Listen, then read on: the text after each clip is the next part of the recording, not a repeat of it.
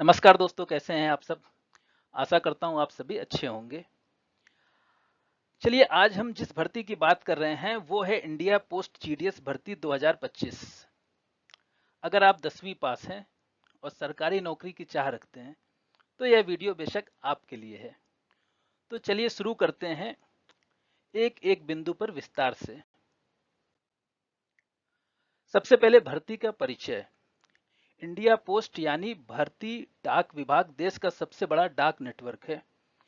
यह हर साल लाखों ग्रामीण क्षेत्रों में डाक सेवा यानी जीडीएस की भर्ती करता है। जीडीएस का फुल फॉर्म अगर बात करें, ग्रामीण डाक विकास। बेसिक के इस भर्ती में बेसिकली 3 तरह की पोस्ट होती हैं। पहला जिसको बोलते हैं BPM. BPM it means branch post master, जो कि एक पोस्ट ऑफिस जैसे आप जाते हैं वहां पर देखते हैं कि जो भी ब्रांच है आपके नियर बाई, कोई भी ब्रांच है तो उस ब्रांच को जो हेड करता है उसको बोलते हैं ब्रांच पोस्ट मास्टर। दूसरा आपका इसमें होता है ABPM. It means assistant branch post master.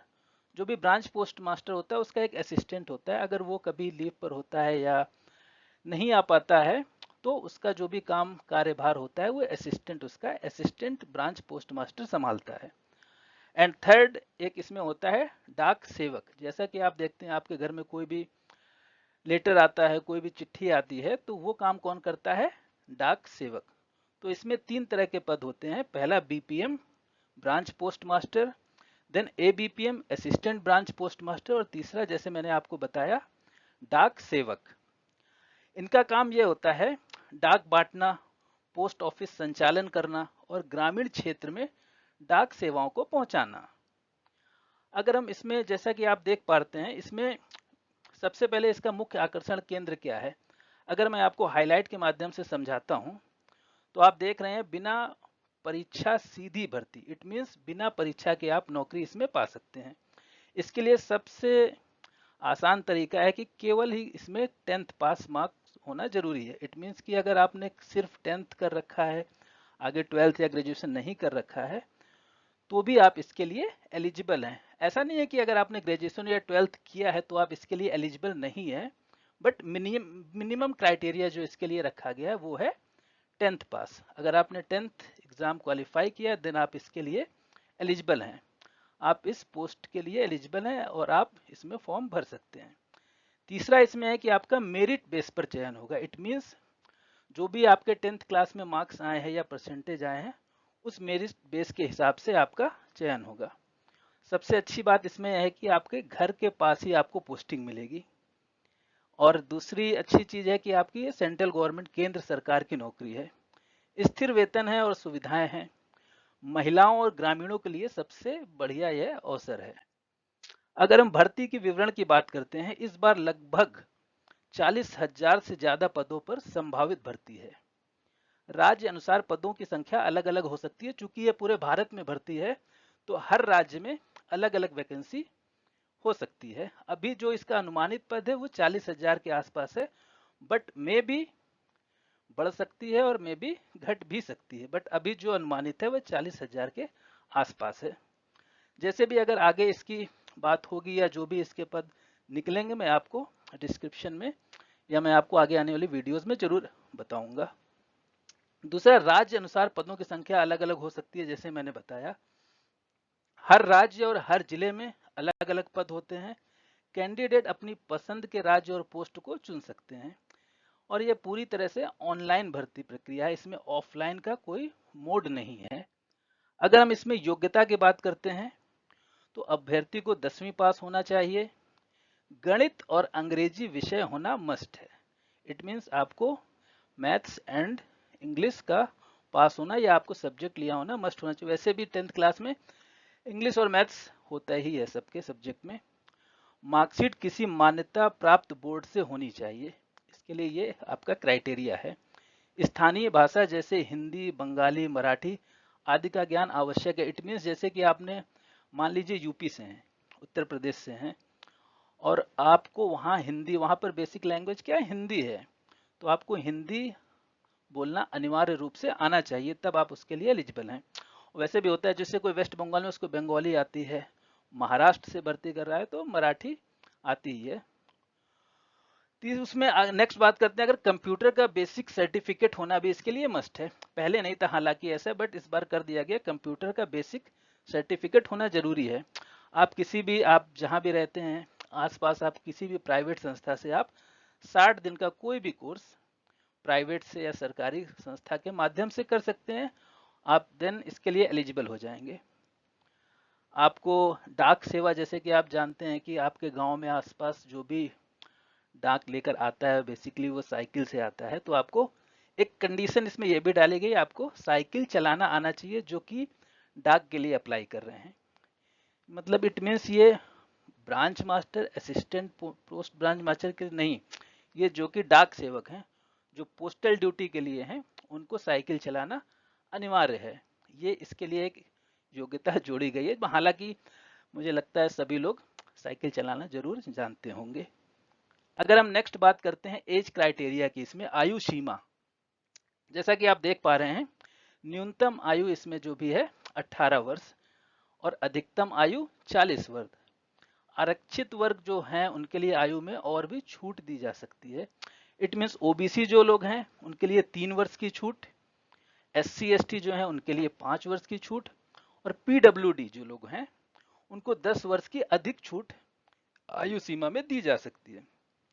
उदाहरण के लिए अगर आप एससी हैं और आपकी उम्र 45 साल है तो भी आप उसके पात्र होंगे। इसी तरह अगर आप पीडब्ल्यूडी हैं तो अधिकतम आयु 40 है, अगर कोई पीडब्ल्यू का अप्लाई कर रहा है, अगर वो अधिकतम उसको 10 वर्ष की ऐसे ही छूट है, इट मीन्स वो 50 वर्ष का भी है तो भी वो इसके लिए एलिजिबल है। नाउ अगर हम नेक्स्ट बात करते हैं चयन प्रक्रिया। सबसे पहले जैसे मैंने आपको बताया, इसमें कोई भी परीक्षा आपको नहीं देनी है। सबसे अच्छी बात है, आपको कोई परीक्षा नहीं देनी है। 10वीं के जो भी आपके मार्क्स होंगे, मेरिट होगी, उसके आधार पर इसका चयन होगा। जिनके ज्यादा अंक होते हैं उन्हें वरीयता दी जाएगी। मेरिट लिस्ट राज्य और जिला स्तर पर बनती है। एक बार नाम आने के बाद आपकी दस्तावेज की जांच होगी। कोई इंटरव्यू या ग्रुप डिस्कशन ऐसा इसमें कुछ भी नहीं होगा। तो जो भी लोग जिनके 10th में ज़्यादा मार्कशीट है, इट मीन्स आप मान के चलिए जैसे आपने यूपी में कोई भरता है तो जो भी मान लीजिए 10,000 लोग यूपी से अप्लाई करते हैं तो वरीयता दी जाएगी, जिसके ज़्यादा मार्क्स होंगे उसको पहले वरीयता दी जाएगी। तो इसलिए तो अगर आपकी 10वीं में अच्छे अंक हैं तो इस भर्ती में सफल होने का आपके लिए पूरा मौका है। नेक्स्ट अगर हम बात करते हैं इसके लिए वेतनमान, तो बीपीएम जो ब्रांच पोस्ट मास्टर है उसकी जो सैलरी होगी 12,000 से लेके 29,380 रुपए के आसपास होगी। जो ए बीपीएम और डाक सेवक है उनकी सैलरी जो है 10,000 से लेके 24,740। वेतन जो है पोस्टिंग क्षेत्र, ग्रामीण या शहरी, काम के घंटे और पद के अनुसार बदलता है। इसका जो बेसिकली कार्य क्या है, डाक बांटना, मनी ट्रांसफर करना, बचत योजना से जो जुड़े काम है उसके लिए लगाए जाते हैं। पोस्ट ऑफिस कैसे संचालित करना है जो कि बीपीएम के लिए अंडर में होता है, कैसे पोस्ट ऑफिस का सारा संचालन होगा उसके लिए बीपीएम की भर्ती की जा रही है। ग्राहक जो आएंगे उनसे व्यवहार, उनके जो भी ग्राहक है उनकी सहायता कैसे होगी, ये सब काम जो है बीपीएम और एबीपीएम का होता है। अगर हम नेक्स्ट बात करते हैं आवेदन की, तो इसके लिए आवेदन जैसा मैंने पहले भी बताया, आवेदन सिर्फ और सिर्फ ऑनलाइन माध्यम से होगा, ऑफलाइन कोई भी आवेदन नहीं है। तो इसमें आपको क्या करना, जैसा कि मैंने आपको यहाँ पर पहले आप देखिए वेबसाइट दिया हुआ है, तो आप स्टेप बाय स्टेप प्रोसेस करें। जो भी इसका वेबसाइट है, ये वेबसाइट का डिस्क्रिप्शन में लिंक आपको दे दूंगा। सबसे पहले आप इस लिंक पे क्लिक करके आप रजिस्ट्रेशन कर लें। जो भी अपनी डिटेल्स और डॉक्यूमेंट्स हैं उसको अपलोड करें अच्छे से, जैसे आपकी मार्कशीट हो गई, फोटो हो गई, साइन आपको सही से करना है। आपको राज्य और पोस्ट प्रेफरेंस पे चुनना है। फीस आपके लिए जो भी इसमें रखी गई, जैसा मैं आगे बताऊंगा क्या फीस है, उसको फीस को भरना है, देन आपको सबमिट करना है। और ये याद रखिएगा, जब आप आवेदन सबमिट कर दें उसका प्रिंट आउट जो है वो आप अपने पास जरूर रख लें, आगे चल के वो काम आता है। नेक्स्ट अगर हम बात करते हैं, जैसा कि मैंने बताया आवेदन शुल्क, तो जो भी लोग जनरल ओबीसी या ईडब्ल्यूएस के लोग हैं, उनको 100 रुपए का यहाँ पर आवेदन शुल्क रखा गया है। और जो लोग एससी एसटी या पीडब्ल्यूडी या वुमेन्स हैं या महिलाएं कोई भी अगर भर रही हैं, सबसे अच्छी बात है, तो उनके लिए कोई भी शुल्क नहीं है।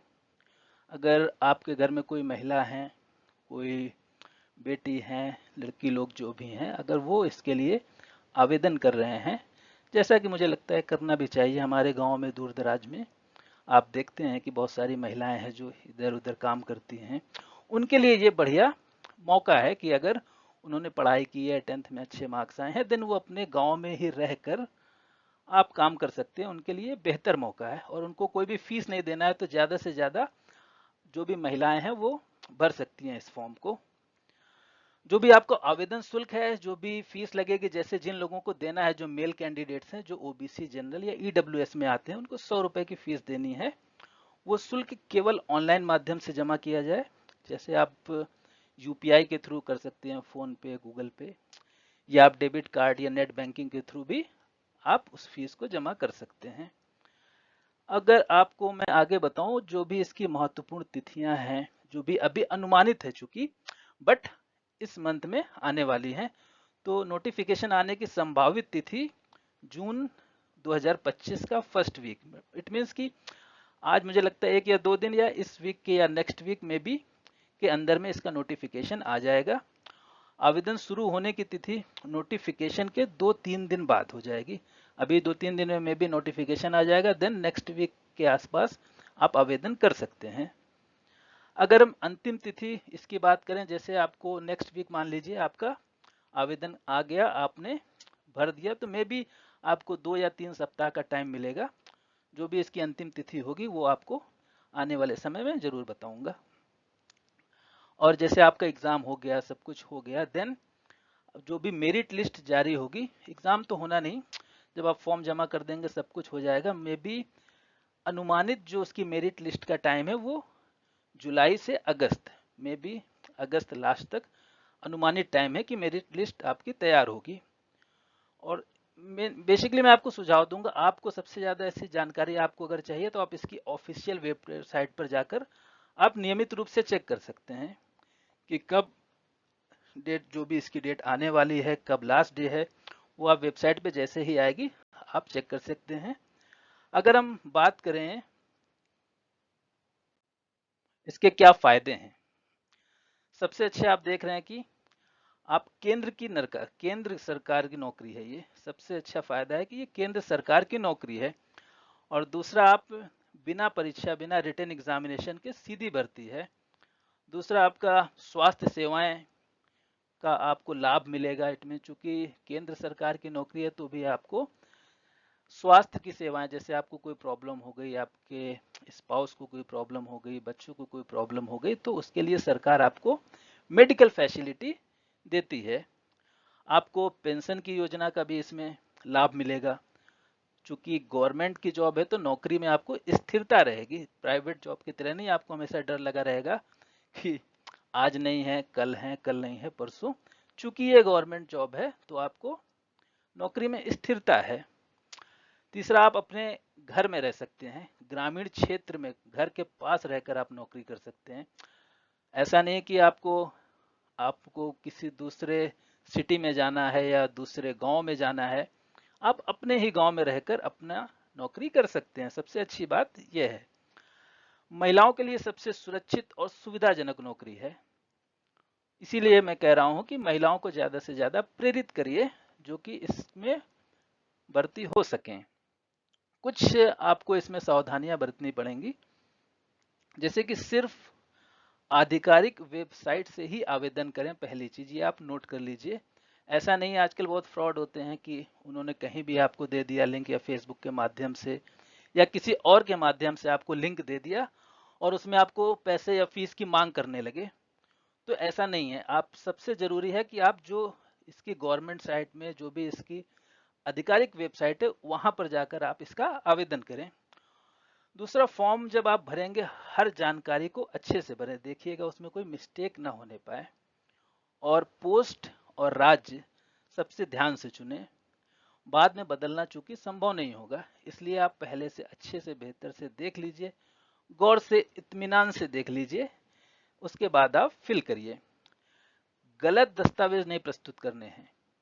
सबसे खास बात, अगर आपने कोई भी गलत दस्तावेज प्रस्तुत किया तो आपका आवेदन रद्द कर दिया जाएगा, इसलिए ध्यान रखिए आपको कोई भी गलत दस्तावेज नहीं प्रस्तुत करना है। फ्रॉड कॉल से या वेबसाइट से, जैसा मैंने बताया, सावधान रहें। कोई भी पैसा मांगने वाला धोखेबाज हो सकता है, इसलिए आपको कहा, सिर्फ आधिकारिक वेबसाइट पे, जो भी मैंने लिंक डिस्क्रिप्शन में दिया है, उसी से जाकर आप आवेदन करें। तो दोस्तों यही मेन बेसिकली था। ये इंडिया पोस्ट जीडीएस भर्ती 2025 एक शानदार अवसर है उन लोगों के लिए जो कम पढ़े लिखे हैं पर सरकारी नौकरी का सपना रखते हैं। अगर आप 10वीं पास हैं और आपकी उम्र 18 से 40 के बीच है तो यह भर्ती आपके लिए है। और जैसा मैंने बताया, कुछ समय सीमा की छूट दी गई है, कुछ लोगों के लिए 3 साल, कुछ लोगों के लिए 5 साल और कुछ लोगों के लिए 10 साल की भी छूट दी गई है। इसलिए यह भर्ती आपके लिए है। अगर आप आज से ही तैयारी शुरू करें, जरूरी डॉक्यूमेंट्स तैयार रखें और नोटिफिकेशन आते ही फॉर्म भर दें। अगर आपको यह जानकारी मेरी पसंद आई हो तो इस वीडियो को लाइक करें, शेयर करें और चैनल को सब्सक्राइब करें। अंत में जाते जाते आपको एक मोटिवेशन कोट भी दे देता हूं। कोशिश करने वालों की कभी हार नहीं होती।